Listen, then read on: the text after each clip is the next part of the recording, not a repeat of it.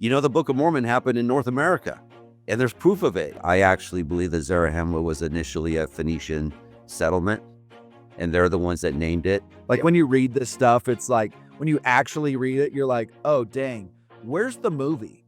Welcome into another key. Wait, where's the key? No key? Oh, we do have the lion here.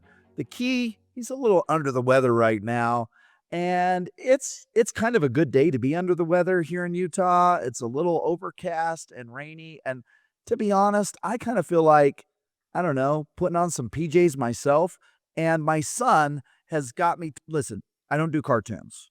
For those of you who know me, I'm like not a cartoon guy.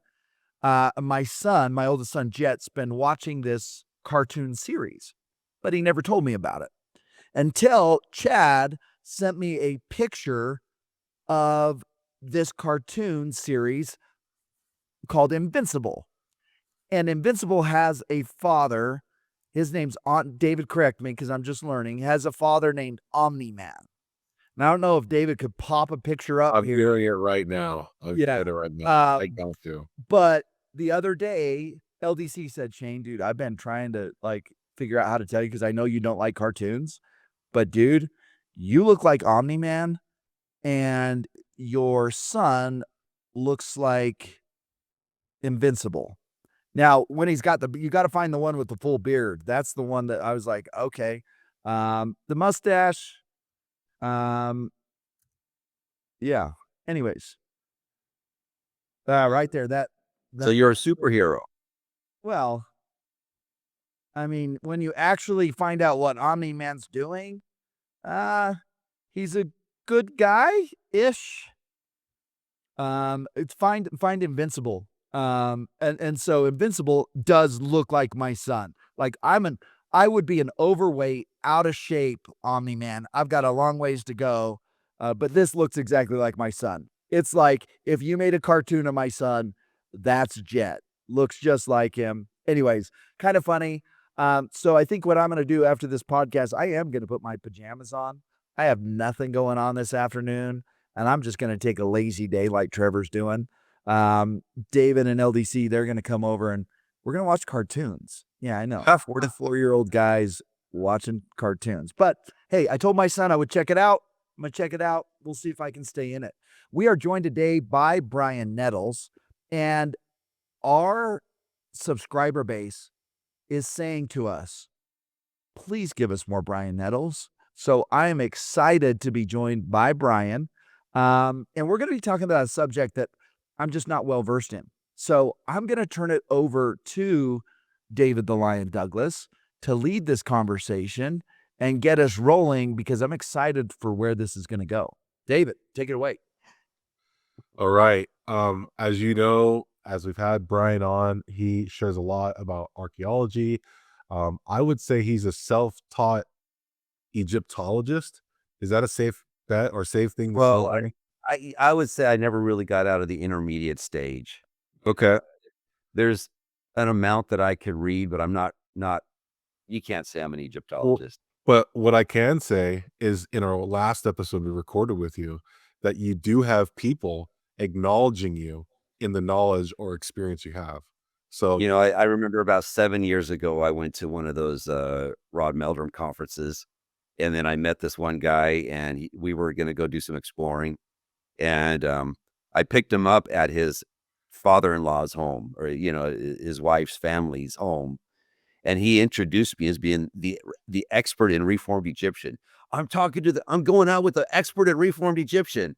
And I'm just like, hey. But in a sense, maybe I'm being humble. But I mean, this was 7 years ago when I was just first getting into the Michigan artifacts, and I've come a long way since then. But it was very interesting to get introduced that way. So tell us, what do you have for us today? So today I want to go over mounds. Okay. And so a lot of people have promoted various versions of the Heartland model. And I'm not necessarily going over a model today. I'm going to go over pictures that I have taken in different locations that are in what I believe to be Zarahemla, Ammonihah, Antionum Jershon, and Manti. You got this one central area where geographically they all work together to demonstrate that maybe there's something to this theory that DNC 125 really was pointing out where Zarahemla was at. And yesterday I watched your interview with Jonathan Neville and Lance Weaver. It was a very fascinating interview. I loved a lot of the things that were said in it. And Lance had his own map, and I'm not here to promote any map. I'm just basically saying, okay, let's take the Zarahemla model. We've been told where Zarahemla might be, and I think it is there. And we have references in the Book of Mormon to where Ammonihah is generally, where Antionum and Jershon are generally, and where Manti are generally. And I basically find places that are generally around the Zarahemla area. And I'm going to show you images of what might be Captain Moroni mounds. Okay. So should we start looking at what you've got here for us? Yeah, go ahead and let's go ahead and share the screen let's go. Once again, we're going to go to my website. Can you see my website? Yep. Okay. So I'm going to go to Geography and Archaeology. And the first thing that I do when I cover that I write about here is I give this my exclaimer that I'm not into controversy of where the Book of Mormon took place. I used to be when I first learned about this Heartland model. Oh, I was excited. I told everybody every week I would go to church, and I'd be telling everybody, the Book of Mormon happened in North America, and there's proof of it. And I would get all excited about telling people about it. And eventually, I was kind of a little bit. I guess you could say that I was told by the Spirit to knock it off. Ha! I got it. Yeah. And after I realized all of the contention that went along with this concept of Heartlanderism and trying to prove where the Book of Mormon took place, and basically everybody's got their own opinion as to where it happened. And Yeah. and it's not my desire to go out and say, oh, my opinion's right and your opinion's wrong. And so I'm just going to I'm going to focus on right here, Zarahemla. DNC 125 says it's across the river from Nauvoo. Okay. Some of the studies that were done there. And then I'm going to talk about my trips to Ammonihah, Antionum Jershon, and Manti. So is this a screenshot of just your Google Maps? Yeah, this is Google Maps. And why you see the Great Lakes looking different is because there is a stone. I'm not going to show anybody the full image of the stone because it belongs to Wayne May, and I don't have authorization to go showing off his collection. He's very protective of his collection. But here's a depiction of the Great Lakes on one of these stones, and it's very different than what it is right now. And just to give some further thoughts about it, by the way, I'm a little under the weather myself right now, so if I have some sniffles, I apologize. Okay, so I drew in the Great Lakes looking somewhat like this map. And I want to point out when I was watching Lance, the edition you had with Lance Weaver, I kind of have multiple versions of a Nephite Lamanite mapping, because you've got the time before Captain Moroni, you've got the time after Captain Moroni, and then you've got the time after the destruction when Jesus Christ was crucified. And if I've got this right at this point, this is really depicting Zarahemla, Jershon, Antionum, and Manti, and Ammonihah. But when Captain Moroni was in charge, he did an eastward expansion into the land bountiful and obtained territories. And so that's why, I've got these dots on the map, which are not actual locations.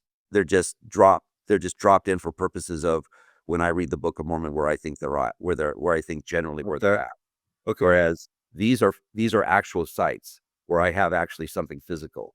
And here we've got, what's that? One of them is Newark Earthworks, and one of them is the Serpent Mound. Okay. Okay. The Serpent Mound probably is in the Columbus area. Okay.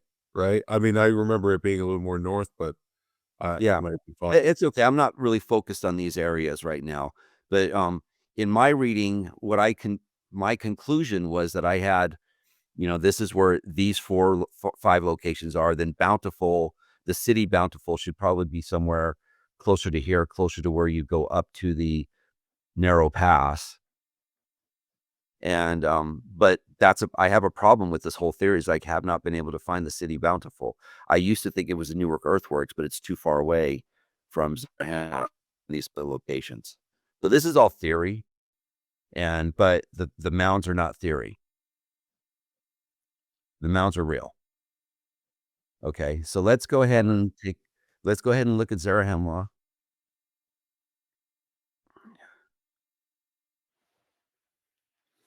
So I kind of go back a little bit in time because I used to be involved with the Heartland Research Group.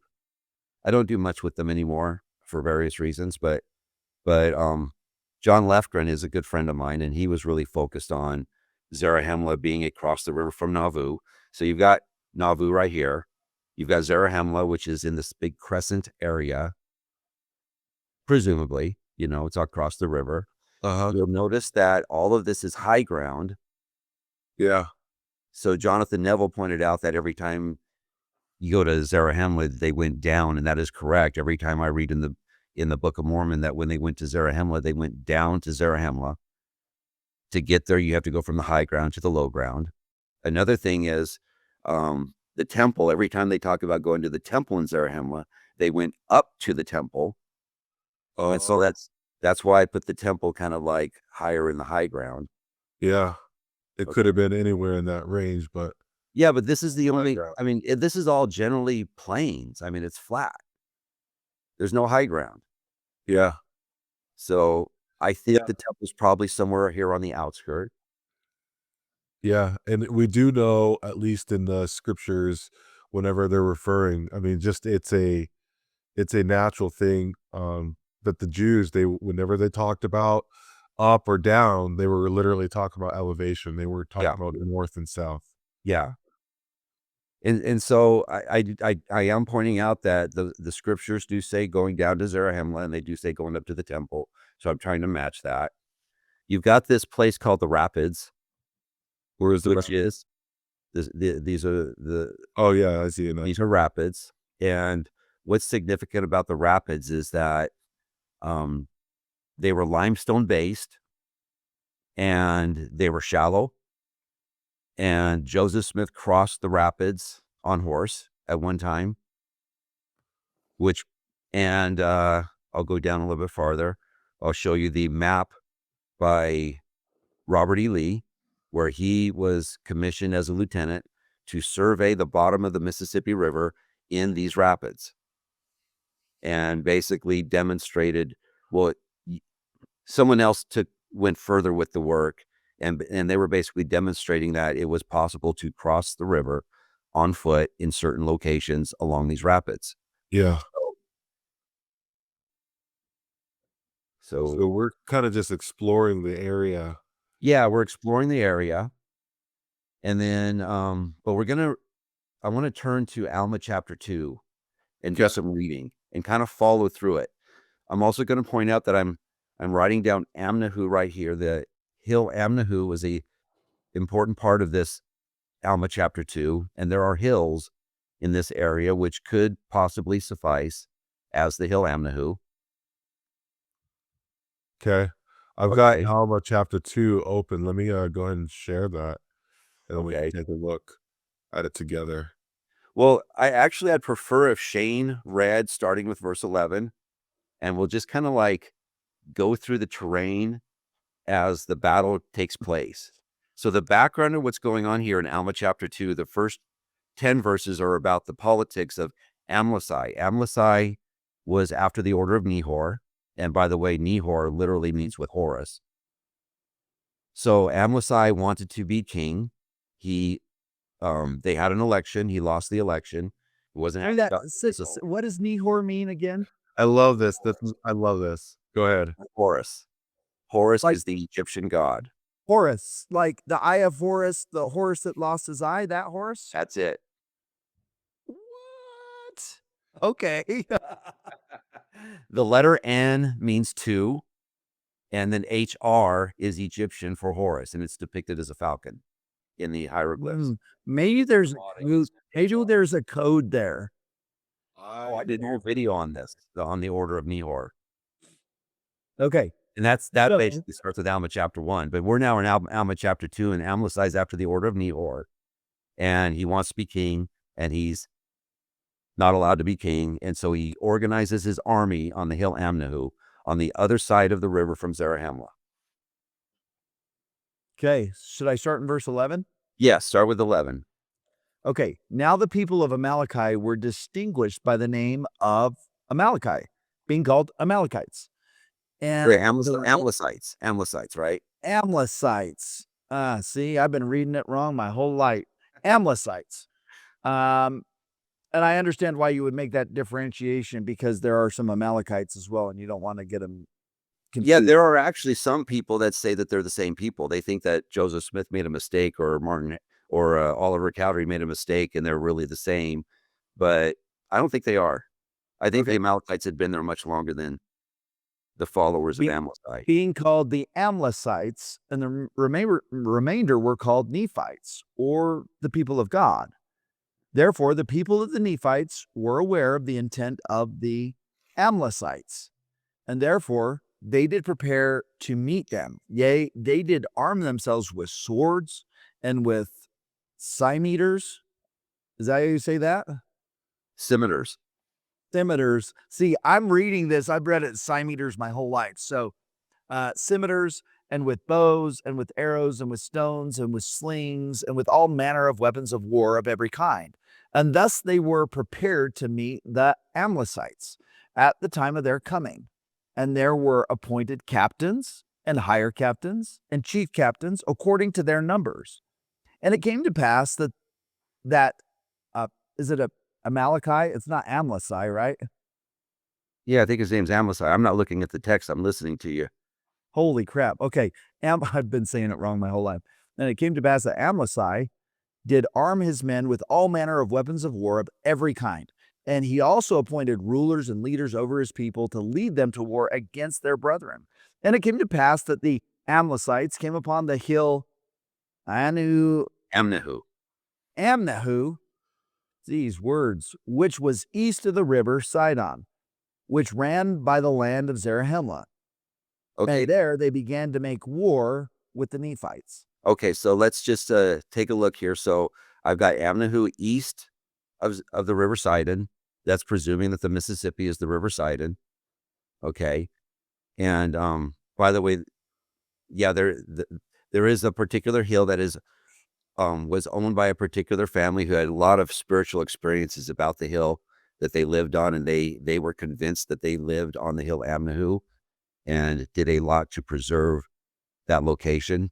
And they've retired now, and they've handed the reins over to another family who owns it, and they are members of the church, and they are also protecting this location, believing that it might very well be the real hill Amnahu. Okay, so let's continue. Okay. Let's see, are we on 16? Yes. Now Alma, being the chief judge and governor of the people of Nephi, therefore he went up with his people, yea, with his captains and chief captains, yea, at the head of his armies, against the Amlicites to battle. And they began to slay the Amlicites upon the hill east of Sidon. And the Amlicites did contend with the Nephites with great strength, insomuch that many of the Nephites did fall before the Amlicites. Nevertheless, the Lord did strengthen the hand of the Nephites, that they slew the Amlicites with great slaughter, and they began to flee before them. And it came to pass that okay, stop I was there. going to say, they don't say which direction they began to flee, and they also don't say how they got to the hill Amnahu. Did they cross by boat up north and then come attack from this side, or did they go down to the rapids and cross by foot? We don't know. Those are details that are not given in the text. Okay, let's see. Where did I leave off? 19? And it came to pass that the Nephites did pursue the Amlicites all that day, and did slay them with much slaughter, insomuch that there were slain of the Amlicites 12,532 souls. That's interesting. 12,532 souls. David, do the math while I'm reading. And there were slain of the Nephites 6,562 souls. I need to do the math. Don't worry about it, David. I'm going to do it on my own time. I'm going to run some numerology here and figure out if there's a code here. David knows I like numbers. Okay, verse 20. And it came to pass that when Alma could pursue the Amalekites no longer, he caused that his people should pitch their tents in the valley of Gideon, the valley being called after that Gideon. Scroll down, David. Yeah. Okay, and so let's stop there. So when you check the Nauvoo area, then you look for valleys. Basically, I got two of them. I've driven my car through this one. Here, I'm going to show you a screen here. Just a second. Okay.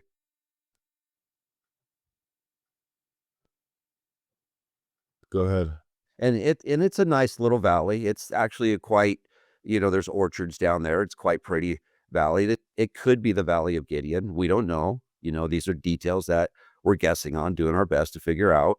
But there's two candidates for Gideon, and I'm preferential to this one. And remember, it's near the rapids, which is the area where you could feasibly cross by foot. And remember, it's the Mississippi. Nothing's really that fast on the Mississippi. And there have been locks and dams placed in the Mississippi, so now it's higher, so you cannot cross by foot now because they've raised the water permanently. Gotcha. Okay. Keep going. Yep. I think I'm having a moment here. And I'm just going to put this out there. Okay. I wonder when I think of some of the last days prophecies, like America is going to at some point really shift into Zion. And this is the pattern I'm seeing, is that what if Zarahemla was moved? The city of Zarahemla. Because you've got Lance's continental model, and he believes that he knows where Zarahemla was. What if there was a certain point in time where Zarahemla also had a different description, like what you're describing here? Sure. I'm actually open to anything because this is theory, but Yeah. but as you continue, you'll see why I buy into the theory. Yeah. Okay. Okay. So go ahead and Shane, go continue reading now. All right, let's pull that back up here. Let's see. Okay, where are we at? 20? And guys, just so you know, anyways, okay, we're good. 20. And it came to pass that when Alma could pursue the Amalekites no longer, he caused that his people should pitch their tents in the valley of Gideon, the valley being called after that Gideon, who was slain by the hand of Nehor with a sword. And in this valley the Nephites did pitch their tents for the night. And Alma sent spies to follow the remnant of the Amalekites, that he might know of their plans and their plots, whereby he might guard himself against them, that he might preserve his people from being destroyed. Now those whom he had sent out to watch the camp of the Amalekites were called Zeram, and Amner, and Manti, and Limher. These were they who went out with their men to watch the camp of the Amalekites. I'm going to have to pause right here. David. Okay. And he left off at 23, right?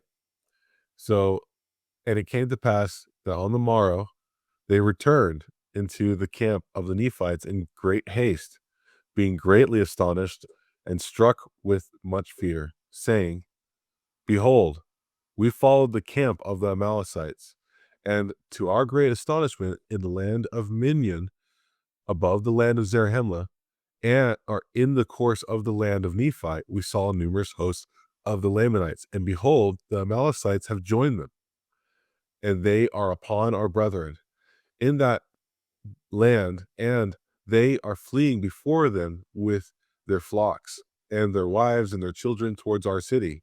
And except we make haste, they obtain possession of our city, and our fathers and our wives and our children be slain.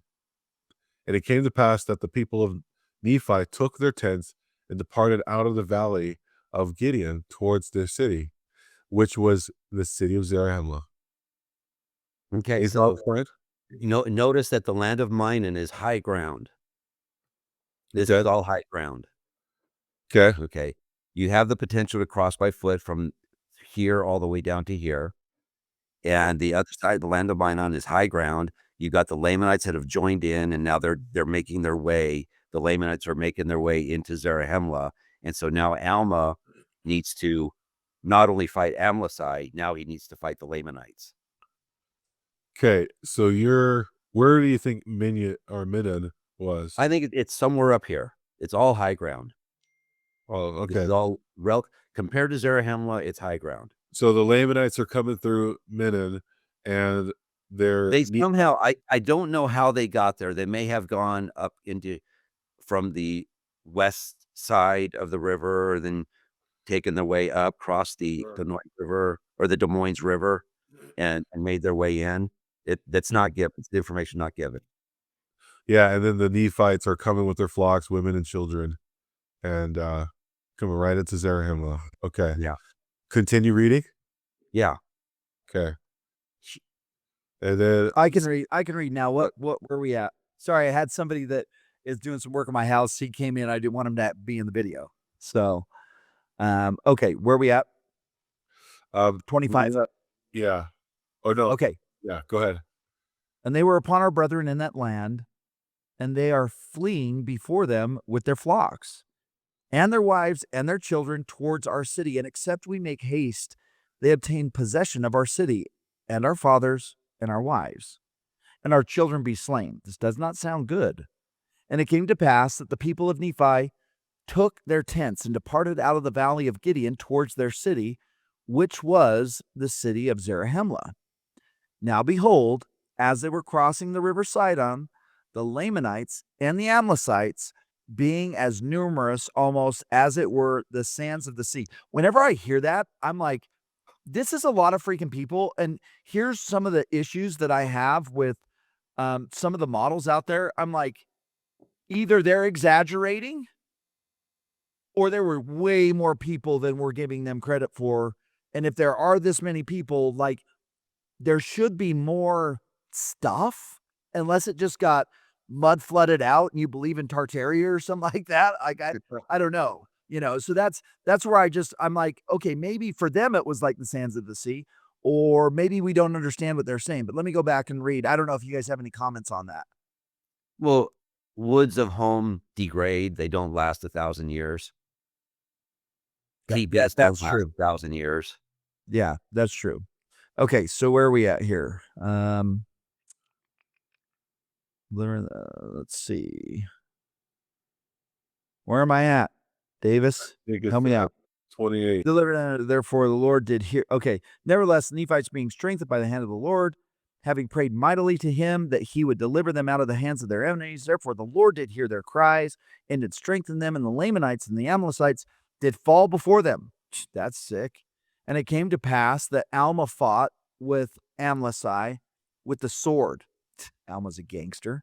Face to face, and they did contend mightily one with another. Dude, that would have been like the best UFC fight, just so you know. Insane. And it came to pass that Alma, being a man of God, being exercised with much faith, cried, saying, O Lord, have mercy and spare my life, that I may be an instrument in thy hands to save and preserve this people. Now when Alma had said these words, he contended again with Amlici, and he was strengthened, insomuch that he slew Amlici with the sword. Yeah. And he also contended with the king of the Lamanites, but the king of the Lamanites fled back from before Alma and sent his guards to contend with Alma. But Alma, with his guards, contended with the guards of the king of the Lamanites until he slew and drove them back. And thus he cleared the ground, or rather the bank, which was on the west of the river Sidon, throwing the bodies of the Lamanites who had been slain into the waters of Sidon. And thereby his people, did you sneeze, David? This whole thing must be true. Thank you. River Sidon, throwing the bodies of the Lamanites who had been slain into the waters of Sidon. and thereby his people might have room to cross. They're crossing on dead bodies. This is so gangster. Like Yeah. when you read this stuff, it's like when you actually read it, you're like, oh dang, where's the movie? Like, where can somebody make a good Book of Mormon video? Because everyone that's been made absolutely sucks. And the church has a $500 billion, so they should be creating the bad Book of Mormon video out there. I'm just reading this and seeing it in my Well, they make them all gospel focused, you know. I know, but that's not life. Life is messy and gangster, and that's the reality of the situation that we're in. We want to focus on the teddy bear shiz. That's not life. Life isn't perfect. Life is messy. And we were all excited for the Mets. We're like, yes, I want to go down and make a mess and mess up. Please send me. Like, Well, even like that's what it Science was. March. Yeah. So many of them actually wanted to fight. Yeah. Okay. Yeah. Go back, Okay. David.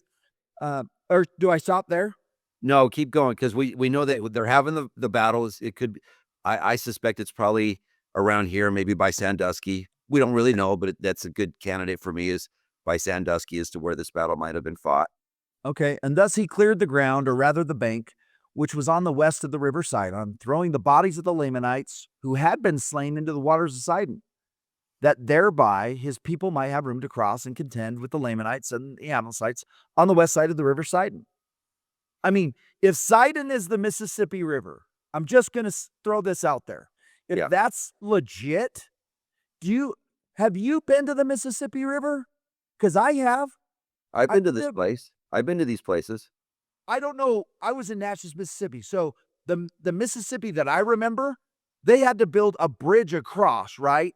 Yeah. Imagine if there's that many bodies. I don't know how many bodies. That's like, I don't know how many bodies to fill up the water and be able to walk on the bodies. Like, that's Well, a lot of remember bodies. this is in the rapids, and the rapids were shallower waters.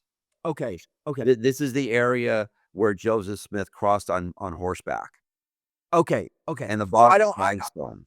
I'm just looking at one part of the Mississippi that I know, and it's like, it's a serious, like, they built a bridge.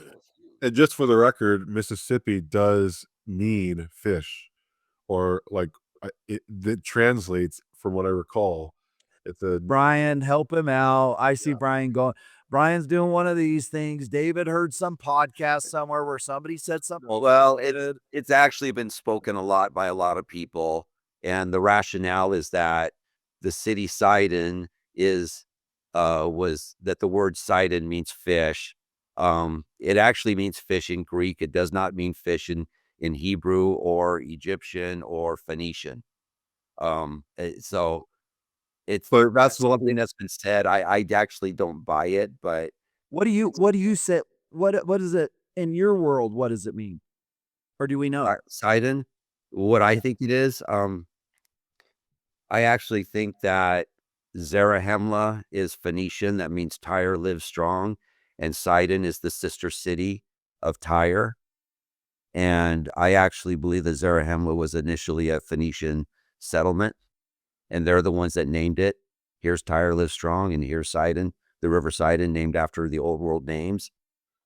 And Mulek ends up in Zarahemla with the Jews being brought there, and they adopt the name and Hebrewify it a little bit to mean something more like seed of compassion.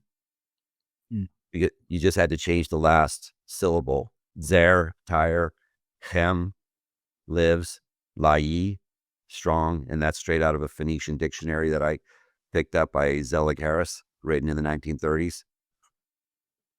That's So- sick. Yeah, that I'm sorry, David. I know that does. Yeah, but I got that you from can't William Mann. be like, there's Greek here, but it's Reformed Egyptian here. You got to pick one. Yeah, well, that's Yeah. not what I'm referring to. Okay.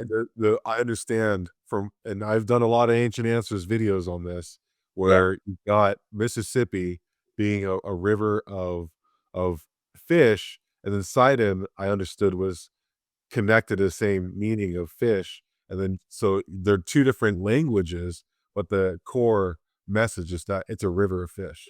Yeah, and like I said, I've heard it reported that way, and I looked up in a Phoenician in actually more than one dictionary of the Phoenician language, and nothing in the Phoenician dictionary said fish in it. Okay. Crazy. Yeah. Okay. Yeah. Okay. Let's keep reading. Go back. Go back to the bomb. Let's go to the bomb. Okay. Okay. 35. And it came to pass that when they had all crossed the river Sidon, that the Lamanites and the Amlicites began to flee before them. Notwithstanding, they were so numerous that they could not be numbered. That's a lot of freaking dudes. Okay. And they fled before the Nephites towards the wilderness, which was west and north. Okay. Away. Okay. Let's take a look. If they're fleeing and they hit the Des Moines River, they're fleeing to the west Go back to his and to map, the Dave. north. Yeah. Okay, so tell me what you're saying here. So go ahead and reread that verse about where they're fleeing. Okay, where I got my script. Don't go back to it. Just keep this. I got my scriptures here. And we're Okay. like on 35. Okay. And it came to pass that when they had all crossed the river Sidon, that the Lamanites and the Amlicites began to flee before them, notwithstanding they were so numerous that they could not be numbered. And they fled before the Nephites towards the wilderness, which was west and north, Yeah. away beyond the borders of the land. So they're fleeing to the west. Then they hit the Des Moines River, and they got to turn to the north. And then they told to go to the west, and they got to turn to the north. Oh, interesting. Okay. And then there's a state park called the Shemmick State Forest Lick Creek Unit. Kind of strange name there. We went there. I went there with a group of people, and maybe it's Hermounts, maybe it's not, but that fleeing to the west and to the north and to the west and to the north, and they end up in Hermounts. Love it. Love it. This is a cool way to read the Book of Mormon. I literally, just so you know, like my scriptures are marked, right? Yeah. This stuff, no markings. I'm just like, yeah, I don't know. There's some war here going on, whatever. Like, okay, like, give me the gospel of Jesus Christ. Like, so I don't mark things that are based on like war or geography for that matter, because I'm Yeah. searching it differently. But I think it's cool that there are people out there that are like north. Like, I'm reading it now with this mind. And like, that's a weird way to say, he was west and north. Like, it's like west and north. It's like, And so I see exactly what you just did there, like how you could then read this and find a place where it's like they go west, but then they're like, no, we got to go north. And then we go west, and then like, oh, we got to go north. So that's cool. Okay. Do you want me to finish reading this? Yeah, go ahead and finish it out. Okay. Beyond the borders of the land. And the Nephites did pursue them with their might and did kill them, slay them. They smoked them. Yea, they were met on every hand. And when just so you know, like, I do things in team positive, team negative. That's how I look at the world. Yeah. Team positive, Nephites. Team negative, Lamanites. I don't look at race. I don't look at tribe. I don't care. That's how I see it. If they're saying Lamanites, that's team negative, or those opposing Christ. If I see Nephites, I see those that are team positive, those in favor of Christ. That's how I kind of see it. Okay. Until they tell us that the Nephites have become like the Lamanites, and I'm like, okay, the good guys became the bad guys now. And that's how I kind of read the scriptures to understand them. Verse 37 says, yea, they were met on every hand. Oh, I can read it here. Yea, they were met on every hand and slain and driven until they were scattered on the west and on the north, until they had reached the wilderness, which was called Hermounts. Did I say that right? And it was the part of the wilderness which was infested by wild and ravenous beasts. That doesn't sound fun. And it came to pass that many died in the wilderness of their wounds and were devoured by those beasts. That doesn't sound very nice. Bears, probably. What kind of beasts are we talking about here? Bears, Yeah, I don't really have any insight on that, except that, we went to this state forest. It's still very, it's a forest, very steep terrain and lots of trees. You're not going to build homes there. It's definitely forest. It was forest then, and it's forest now. Okay. Here's a picture of the Des Moines River Oh, that, you're not going to just cross that quickly, Yeah. Yeah, it's not like, "Oh, okay, yeah, we can walk across this." There's a reason why they kept having to go north. Yeah. Ye- That Even a makes good sense. strong swimmer would have a hard time getting across that river. Yeah, that makes sense. Okay, verse, Anything let's happens, survey see, at the bottom of the river. Is 38. Do you want me to finish it or do we care? They all got eaten and died. yeah, End of story. yeah, end of story. okay. Um, Yeah. this is a view from this is the lot that Wayne May was believed is the temple ground, and I just took this picture so that you could see the high ground in the back, and so that's the outer edge of that Zarahemla crescent. Okay, and then here's looking at the Nauvoo temple. Okay, so the only other thing that I'd want to say about Zarahemla, oh wait a minute, Hermounts. The word Hermounts, HR, one meaning is to be pleased, content, at peace. M, Monwa, potentially Monwa, Hermanwa, Western Mountains. So peaceful, pleasant Western Mountains is a potential. Oh, and the TS, boundary. Oh, interesting. Okay. Yeah, so you've got peaceful Western Mountain boundary as Egyptian words to match Hermounts. Well, and it sounds like the boundary was, hey, if you go beyond this, you got some ravenous beasts that Yep, will chew you up and spit you out. So, yep, like, this is the boundary. Um, and I know a little bit about those boundaries. I served a mission in South Africa, and I went to Kruger's National Park, and there were boundaries. Like, hey, you go here, like there are some wild beasts beyond this boundary. And it's interesting that these beasts kind of know their boundaries too. I don't know how that works, but they kind of know, like, hey, that's your space. This is my space. You leave me alone, I'll leave you alone. But if you come in here, I'm gonna chew you up and spit you out. yeah. Okay. So the only last thing I want to point out about Zarahemla, so there was a report put out by Jay Mackley, Heartland Research Group, and he and his wife Jay and Jerry Mackley, there was lidar done, and they came to the conclusion that there is earth berms along the base or near the base of the high ground. Um, and so they had they took some pictures of themselves on what they believe That's might just be the Zarahemla Wall.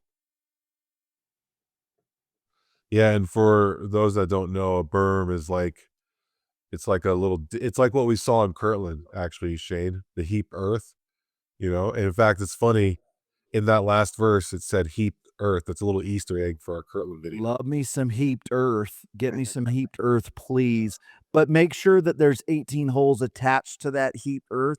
And now you got my attention. Yeah. So there is an indicator that there is a wall for Zarahemla along the base of the high ground. It's not as prominent as a lot of other walls that I've seen, but you can see pictures here of it. And these are pictures by Jay and Jerry Mackley. So Cool. that's okay. So that's basically what I've got for Zarahemla. Cool. Uh, This has how been we doing on time? intriguing. I think this is pretty much good right here. I've got a hard stop in 15 minutes. Okay. Um, and so, but this is a nice, I love getting this perspective actually, because I've spent so much time with Lance and I like his, I think it would be interesting, Brian, to get you on with Lance Oh, I'd love it. and do an episode where it's like, because you know this Heartland stuff, and he does too, but he's got some. It'd be cool to see like some interesting like back and forths between the two of you. And what I love about you, Brian, is like, and I think this is important for all of us. In order to learn and grow, we have to divest ourselves from all intellectual pride. Yeah. If we have intellectual pride and we think we know everything, then we can't learn anything because we think that we already know it, right? Yeah. And there are some things that we just know. 2 plus 2 equals 4. It doesn't take intellectual pride. That just is what it is. But when we're talking about theories and things that you can't necessarily prove as fact, it's important to be open, become as a little child, hear what everybody else is saying, because I think the truth is it's there in what everybody's saying. And nobody's wrong or right. Everybody, it's more true than you understand. And so the idea of everybody coming together um, makes some sense in my mind, that like, hey, you're not wrong, and hey, you're not wrong, and hey, you're probably right here, and hey, you're probably right there. And I think as human beings, we get into this pissing match over I'm right and you're wrong. And that's like, who cares? Like, when Jesus comes, he's going to settle the disputations among us. And I'd like to make it less work for him so that we're not disputing over dumb stuff Yeah. that, and this is fun. Like, this is just fun stuff. And we have to be okay being wrong or right, or it doesn't really matter, because I love the Book of Mormon for the content and how it teaches me and brings me closer to Christ. And I know as members of the church, though, we want to be able to say it's easy to prove the New Testament. It really is. I can go to places that they're talking about today and be like, in this place stood Jesus. In this place, and we can do that. And we just don't have that same luxury with the Book of Mormon. And we're almost asked to believe purely on faith to some degree. And I think Jesus says somewhere, how much greater are the blessings for those who believed without seeing? Yeah. Like maybe that's the test here with the Book of Mormon. It's like, yeah, it took place, and it doesn't really matter necessarily where, but I think we're starting to uncover some things as we look at, I mean, and I have often thought in the past years we've done these things. It's like, why are they so specific about North and West and East Sea and this sea and descriptions? Why would it be in there if it wasn't important? So it's got me kind of thinking as well that it's in there for a reason. And so there is something important. Any final thoughts, Brian, as we wrap up? I'm just trying to. I'm not finding it. There was a video that I made as a teaser for the next one.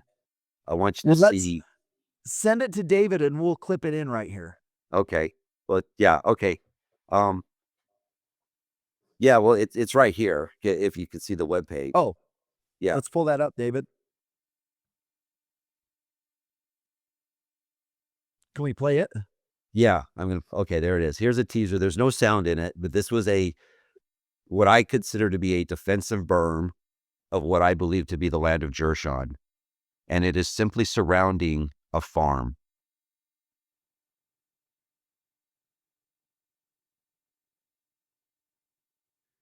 You see, it just continues. It's that one defensive berm, if that's what it is, and then it turns further away, and you can see it in the far distance, and it just continues in the distance. That one defensive berm surrounding a farm. Thing must be 5 miles long, if not more. Yeah. It is That's clear. what it's out there. And it's in relative location to Zarahemla. It's a beautiful farm ground. Oh yeah, wouldn't you love to have that one as your farm? Yeah, no kidding. Well, this was really cool to read. I've never read Alma 2 in quite that way. I clearly haven't really marked it up. I'm never like, oh, I'm like, in Alma, I'm always thinking Alma 34.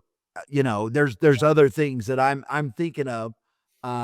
So this is I pretty never cool. read it that way either until after I toured the area. And then I read it. I'm like, oh my gosh. Well, and what it did for me as well is Alma's a gangster. This dude was a fighter. Like I would, and he was a great fighter, probably because he's strong and all those things, but he was strong in faith. Like he was in a fight and he asked God for strength. Literally. Can you imagine a guy in the UFC? Like, hold on, let me just say a quick prayer. You know what I'm saying? And maybe that's what they do when they go to their, I know for me, if I was fighting in the UFC, every time I go to that corner, I would just pray. But listen, I'm not about to mess up the moneymaker here. So fighting is not in my, not for me. I'll pull a Nephi. I'll just stretch forth my hand and shock them if I have to. That's my way of fighting.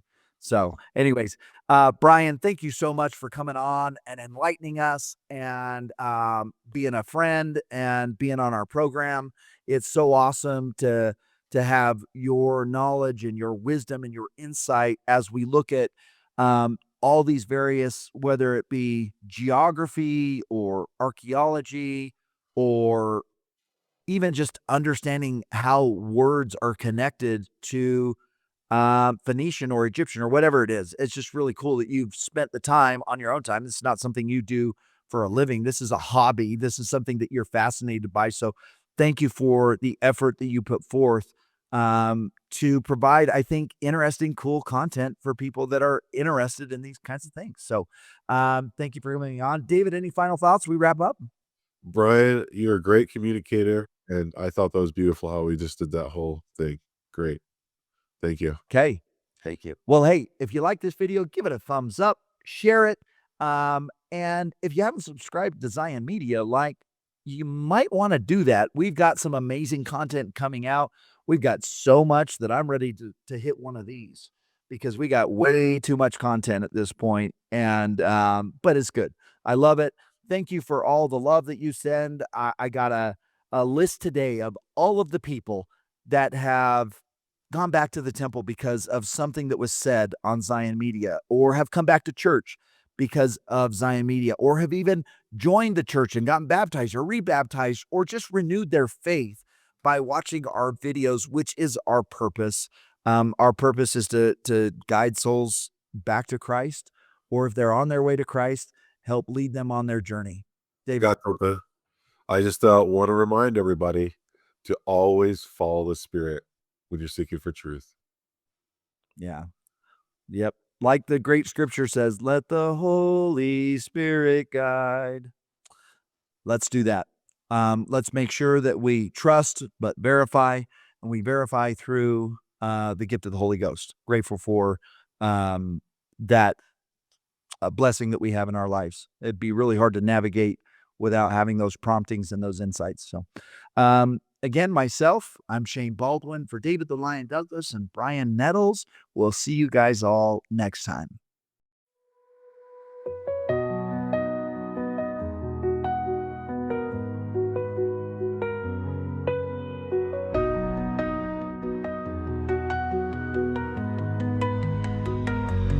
Daughter, we see you standing in the storm, heart so heavy, trying to stay warm. The love you lost still lingers near, but he's not gone, he's always here. This was written long before, a part of something so much more. Though the night feels cold and long, morning comes, so just hold on. Every tear you cry, we count them all.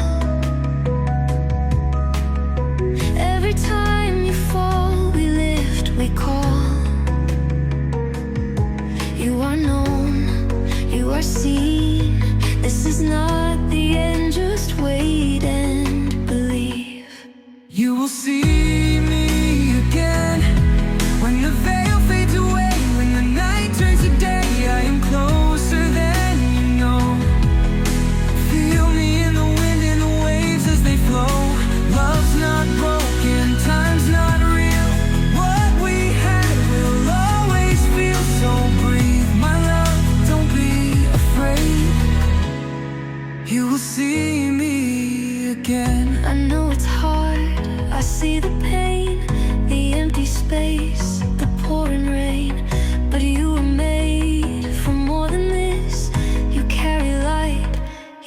shapeless.